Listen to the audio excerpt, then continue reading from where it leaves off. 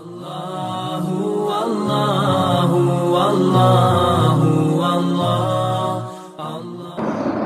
نحمده ونصلي على رسوله الكريم اما بعد فاعوذ بالله من الشيطان الرجيم بسم الله الرحمن الرحيم يا بني اقم الصلاة وأمر بالمعروف وانه عن المنكر واصبر على ما أصابك ان ذلك من عزم الامور ولا تصاعد خدك للناس ولا تمشي في الارض مرحا ان الله لا يحب كل مختال فخور واقصد في مشيك واغضض من صوتك ان انكر الاصوات لصوت الحمير یا رب صلی وسلم دائما ابدا علی حبیبک خیر الخلق کلہم۔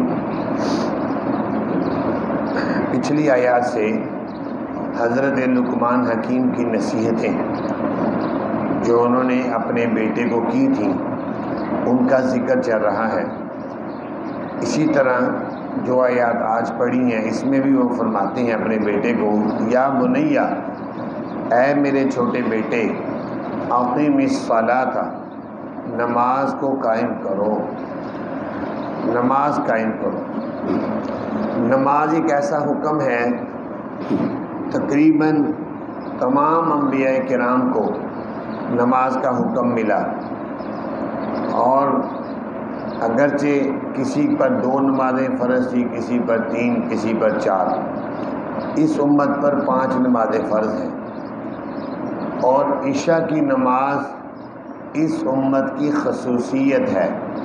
پہلی امتوں کو عشاء کی نماز نہیں ملی، عشاء کی نماز صرف اس امت کو ملی ہے۔ تو اس لیے آن حضرت صلی اللہ علیہ وسلم نے بھی اس کی بہت تاکید کی۔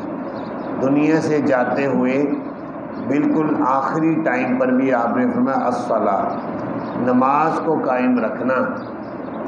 تو اسی طرح لقمان حکیم نے اپنے بیٹے کو کہا، بیٹا نماز قائم کرتے رہنا۔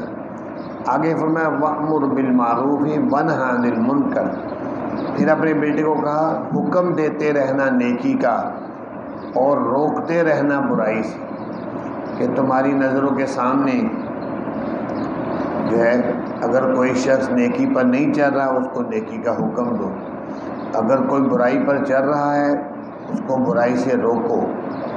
اور نیکی کا حکم دینا، برائی سے روکنا اس امت کا خاص الخاص عمل ہے۔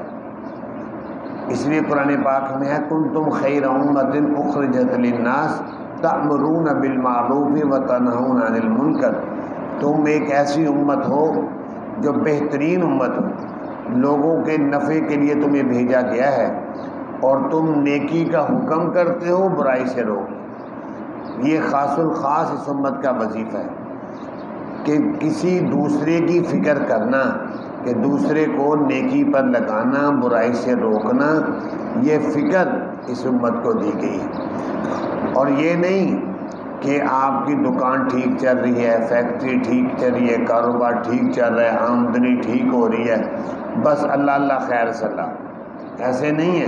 دوسروں کی فکر اس امت کو لگائی گئی ہے کہ دوسروں کی فکر کرنی ہے کہ وہ اچھے کام کرنے لگ جائیں، برائیوں سے بچنے والے لگ جائیں، اور یہ اس امت کو حکم ہے۔ تو اس طرح دین کے جتنے بھی کام ہیں، شعبے ہیں، مختلف امت کے طبقات ان کو پورا کر رہے ہیں۔ کوئی تعلیم کے شعبے میں لگا ہوا ہے، کوئی تربیت کے شعبے میں، کوئی تصنیف کے شعبے میں۔ اسی طرح امت کا ایک حصہ باقاعدہ امر بالمعروف نہی عن المنکر کے شعبے کو سنبھالے ہوئے ہیں۔ جس طرح تبلیغی جماعت کے ساتھی ہیں، وہ باقاعدہ طور پر ہم سب کا فرض وہ ادا کر رہے ہیں کہ وہ امر بالمعروف نہی عن المنکر کو کرتے ہیں، اور صرف ایک جگہ نہیں بلکہ پورے شہر میں، پورے صوبے میں، پورے ملک میں، اور اب تو الحمدللہ پوری دنیا میں یہ تبلیغ کا سلسلہ قائم۔ اور ہم حیران ہوتے ہیں کہ کیسے جذبات والے لوگ ہیں، اپنی جیب سے پیسے خرچ کر کے لوگوں کے نفع کے لیے نکلتے ہیں کہ لوگوں کو نیکی پر لگائیں اور برائیوں سے روکیں۔ کتنی ہمدردی ہے، کتنی ہمدردی۔ اپنا تو کوئی ہمدرد ہوتا ہی ہے، اپنا فائدہ سوچا، کسی کا فائدہ سوچنے والے کم ہوتے ہیں۔ تو فرمایا یہ امر بالمعروف نہی عن المنکر کرتے رہنا۔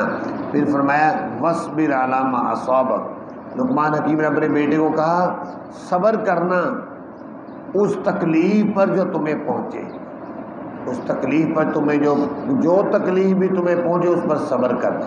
تکلیف بعض اوقات حق کا کام کرتے ہوئے راہ حق میں چلنے والے لوگوں کو تکلیفیں پہنچتی ہیں اگلے سامنے آنے والے لوگوں سے، جن کو وہ تبلیغ کرتے ہیں سمجھاتے ہیں، وہ آگے سے گالیاں دیتے ہیں، مارتے ہیں، پیٹتے ہیں۔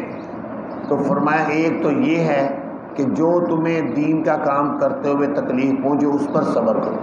دوسرا مطلب یہ بھی ہے کہ تمہیں کبھی مالی یا جسمانی تکلیف پہنچے اس پر بھی صبر کرو۔ مالی یا جسمانی تکلیف پہنچ گئی تو اس پر جزا فضا کرنا، وویلا کرنا، شور شرابہ کرنا، یہ اپنے اجر کو ضائع کرنا ہے۔ اگر صبر تحمل سے اس کو برداشت کرو گے تو پھر اجر ملے گا۔ اور کوئی بھی تکلیف آئے اس تکلیف پر پھر اس کا علاج کرنا یہ بھی سنت ہے، اور جتنے پیسے اس علاج پر خرچ ہوں گے وہ باقاعدہ اس کے لیے اس کا اجر و ثواب لکھا جاتا ہے۔ نبی پاک صلی اللہ علیہ وسلم سے ایک آدمی نے کہا سنا مجھے دم کر دیں، جیسے عام طور پر لوگ دم کروا لیتے کہ مجھے دم کر دیں۔ آپ نے سوچا میں دم تو اس کو کر دوں گا، لیکن یہ سمجھے گا شاید دم، اس کو کوئی بیماری تھی، یہ سمجھے گا شاید دم سے ہی سارا کچھ ہو جاتا ہے۔ تو اس کے ذہن میں یہ بات ڈالنی تھی کہ علاج کروانا بھی دین کا حصہ ہے، سنت ہے۔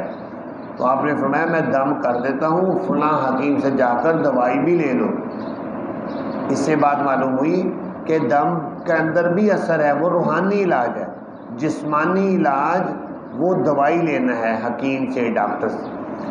تو بہرحال کسی بھی تکلیف پر جو ہے صبر کرنا، اور اگر کوئی بیماری ہے اس پر علاج کرنا یہ باعث اجر ہے۔ تو فرمایا یہ ان ذالک من عزم الامور، بے شک یہ بات پختہ کاموں میں سے، جو لوگ اس کو اختیار کرتے ہیں بڑا پختہ کام کرنے والے لوگ ہیں۔ آخر میں فرمایا ولا تصعر خدک للناس، اور نہ پھلا اپنے رخسار کو لوگوں کے لیے۔ خدہ کہتے ہیں اس رخسار کو، اس کو پھلا کرنا۔ پھر حضرت ابن عباس رضی اللہ تعالیٰ عنہ اس کی تفسیر کرتے ہیں رخسار کو پھلانے کا کیا مطلب ہے۔ رخسار کو پھلانے کا مطلب حضرت تفسیر ابن عباس میں فرماتے ہیں، حضرت ابن عباس رضی اللہ تعالیٰ عنہ کہ اس کا مطلب ہے غرور اور تکبر نہ کرو، کہ تم غرور اور تکبر کرو گے، کوئی تم سے بات کرنی چاہتا ہے تو منہ پھیر لیتے ہو، اپنے آپ کو بڑا سمجھتے ہو، غرور کرتے ہو، ایسے نہ کرو۔ اور نبی پاک صلی اللہ علیہ وسلم نے فرمایا کہ غرور اور تکبر کرنے والا جنت میں داخل نہیں ہوگا۔ اور تکبر اور غرور کیا ہے؟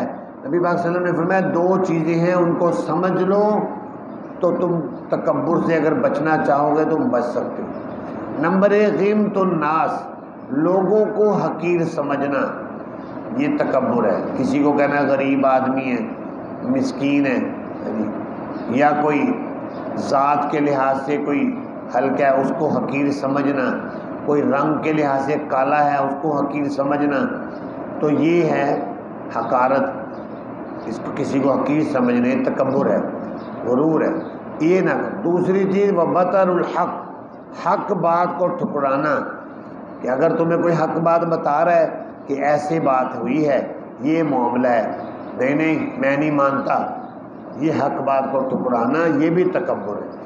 تو دونوں چیزیں غیمت الناس و بطر الحق، لوگوں کو حقیر سمجھنا اور حق بات ٹھکرانا یہ تکبر ہے۔ اللہ تعالیٰ تکبر سے ہم سب کی حفاظت فرمائے۔ تو فرمایا کہ اپنے گالوں کو لوگوں کے سامنے مت پھلاؤ، ولا تمشی فی الارض مرحا، اور نہ چلو زمین میں اکڑ کے چلنا، بازو پھیلا کر سینہ تان کر چلنا، فرمایا ایسے مت چلو۔